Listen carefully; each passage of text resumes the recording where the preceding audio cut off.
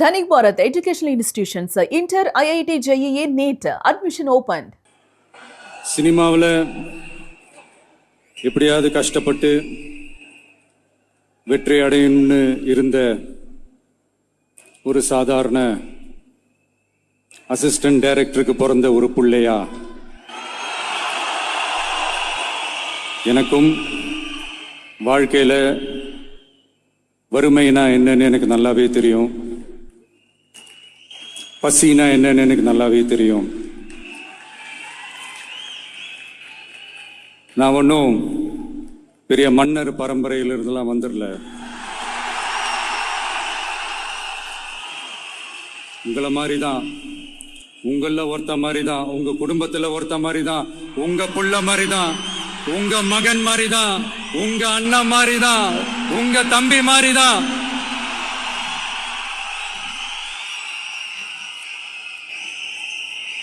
அப்படிதான் நான் உணர்றேன்.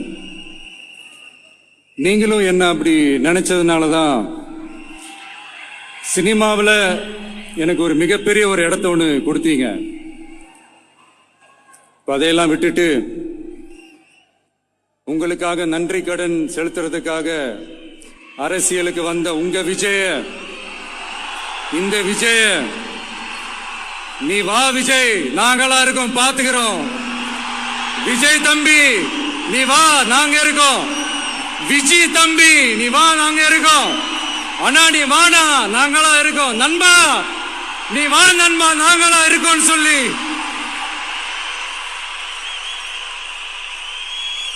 அவ்வளவு அன்பா, அவ்வளவு உறவா என்ன ஏத்துக்கிட்டீங்க.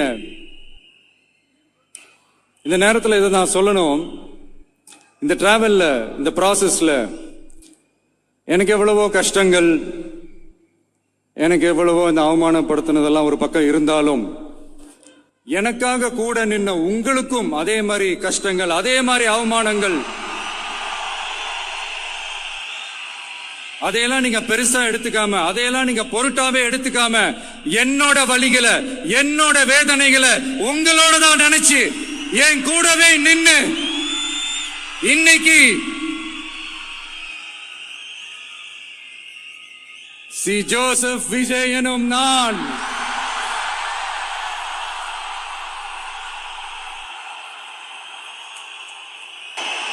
அத உண்மையாக்கி இருக்கிறீங்க. உண்மையிலே எனக்கு என்ன சொல்றதுன்னு எனக்கு தெரியல.